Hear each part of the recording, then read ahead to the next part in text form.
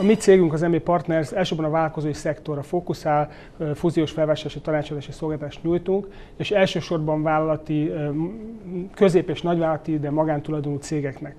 És számunkra nagyon fontos az, hogy a vállalkozóknak milyen a lelki állapota itt a válságból kifele jövet, és azt gondoltam, hogy talán ezzel egy elég harcos és pozitív üzenetet tudok küldeni, és ez nem egy olyan üzenet, amit én találtam ki, ez az, amit én érzékelek a vállalkozói szektorból, hogy van egyfajta dac vállalkozókba, feltűrik az ingújukat, és ezek visszavágnak, fölhizlálják a váltukat, amit esetleg 2007-ben eladhattak volna egy prémium áron, az most kevesebbet ér, de nem adják föl, még egyszer nekifutnak. Az a várakozás, hogy megint elindulunk fölfele. Egy szám, ami igazából nem javul, ez pedig a munkanélküliség. Önmagában véve társadalmi szempontból ez egy negatívum, viszont gazdasági szempontból, vagy az M&A piac szempontjából lehet pozitív hatása is, mert várható, hogy alacsonyan maradnak a magyar munkabérek, és azért versenyképességünk javulhat a következő években. Az államháztartási hiány az viszonylag kezelhető szinten van, az árfolyam viszont megugrott, viszont elindult lefele, most már csak 10%-kal van a hosszú távú átlag fölött. Ez is egy olyan pozitív dolog lehet, hogyha az árfolyam stabilizálódik, ami az M&A piacot segítheti. Ami viszont nagyon érdekes volt nekem, mikor ezt a kutatást csináltuk, az az FDI, tehát a direkt befektetéseknek a stokja, volumene. Ebben úgy tűnik, hogy Magyarország, leszámítva Lengyelországot elég erősen vezet, tehát több lóhosszal úgymond van a versenytársak előtt, beleértve Ausztriát is. Tehát úgy tűnik, hogy a befektetők számára, és ez sokszor nem olvashatok ki ugye a napi sajtóból, meg nem olvashatok ki az általános közhangulatból, de mégis Magyarország valami miatt egy vonzó célország. Valószínűleg az infrastruktúránk, és autópályák fejlettsége az biztos, hogy egy fontos szempont, illetve hát a kulturális kapcsolatok, például Németországban.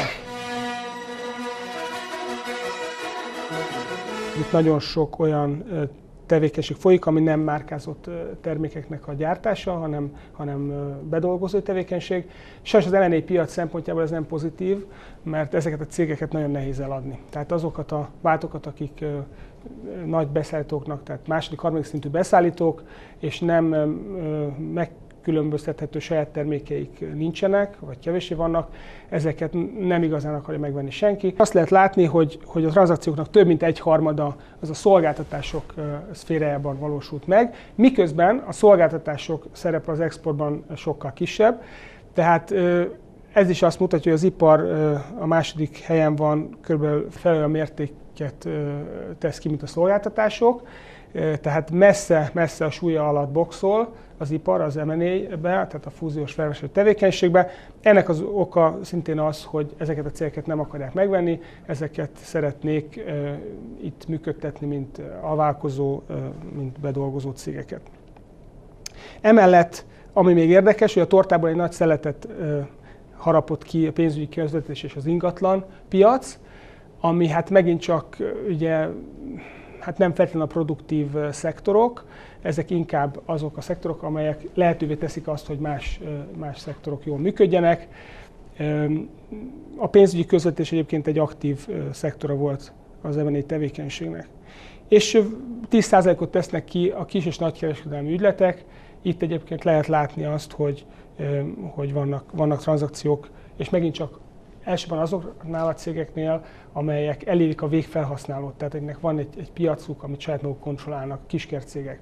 A nagykertcégeknél sokkal kevésbé érdeklődnek a befektetők. Hogyha viszont értékben vizsgáljuk meg a tranzakciókat, akkor már teljesen más a kép. Informatika és kommunikációs cégek, ami azt gondolom, hogy egy nagyon érdekes szektor Magyarországon, és majd ezt érdemes figyelni a következő években, ott lesznek és vannak versenyképes cégek, amelyek hozzáadott értéket teremtenek, illetve az utána következő az üzleti szolgáltatások szektora. És azt gondolom, hogy innen fognak kikerülni azok a tranzakciók, amik a legérdekesebbek lesznek a következő években. Nézzük a felvásárlásoknak a piacát.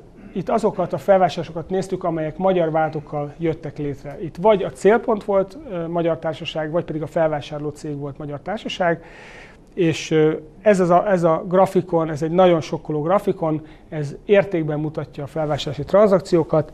2007 volt a csúcsév, ugye ez nem meglepetés, mert 2007-ben robbant ki a pénzügyi válság, ez Magyarországra 2008 első harmadában gyűrűzött be, tehát még a 2007-es évet nem érintette, viszont 2008-ban megfelezte a tranzakciókat értékben, és 2009-ben pedig tovább csökkent, gyakorlatilag a csúcsról 95%-kal esett vissza ez a piac. Tehát döbbenetes méretű visszaesés volt. A jó hír az, hogy 2010-ben az első 10 hónapban már kétszer annyi tranzakció érték volt, mint tavaly. Tehát látszik, hogy itt van egy pozitív elmozdulás. Én azt mondanám, hogy az M&A piac az egyik vezető, tehát egy tendencia, tehát mutató, előrejelző piac, mert abban a pillanatban, hogy gazdasági válság van, a cégek és bizonytalanság kezdődik, akkor a cégek megállnak az akvizíciós tevékenységükkel, nem akarnak növekedni, inkább a házuk táján akarnak rendet csinálni. Tehát ez volt az egyik első piac, ami megsínlette a válságok, és az egyik első, amelyik élvezi ennek a fellendülésnek az első szellőit. Ez a grafikon viszont nagyon-nagyon érdekes, mert miközben a tranzakciók értékben nagyot zuhantak, érdekes módon a tranzakciók száma az közel nem esett ennyire vissza, sőt, hogyha kivesszük a 2008-as évet, akkor gyakorlatilag egy folyamatosan növekvő tendenciát tudunk megfigyelni. Tehát 2009-ben több tranzakció volt, mint a csúcsévben 2007-ben, és 2010-ben pedig már most az első 10 hónapban több tranzakció volt, márpedig az utolsó negyedév, és főleg az utolsó decemberben nagyon sok tranzakció valósul meg, ugye a karácsony előtti lendület az sok aláírást tesz lehetővé. Viszont a következő grafikon mutatja, hogy az átlagos ügyletméret hogyan változott, hát az hasonlóképpen változott, mint a volumen. Nagyon visszaesett. Ennek az egyik fő oka az volt, hogy főleg a nagy ügyletek álltak le, ahol mondjuk bankhitelből, vagy alárendelt kölcsönből, vagy fedezeti alapok pénzéből történt a vásárlás, ott teljesen megálltak a bankok a hitelezéssel, a fedezeti alapok azok gyakorlatilag megpróbálták likvidálni a pozícióikat, tehát megszűnt ez a nagy tőkeáttételes cégvásárlás, és eltűnt a volumen. Viszont megmaradtak azok a kis cégek és azokkal a tranzakciók, amelyek nem voltak túlságosan eladósodva, ahol tőkéből vásároltak a befektetők, ott tovább folytatódott az akvizíciós tevékenység, sőt, azok a nagy alapok, akik esetleg nagyobb ügyleteket csináltak korábban, azok is valamit csináljanak, a kisebb ügyletek felé fordultak. Tehát ami ott kiesett kínálatban, azt kereslettel ellen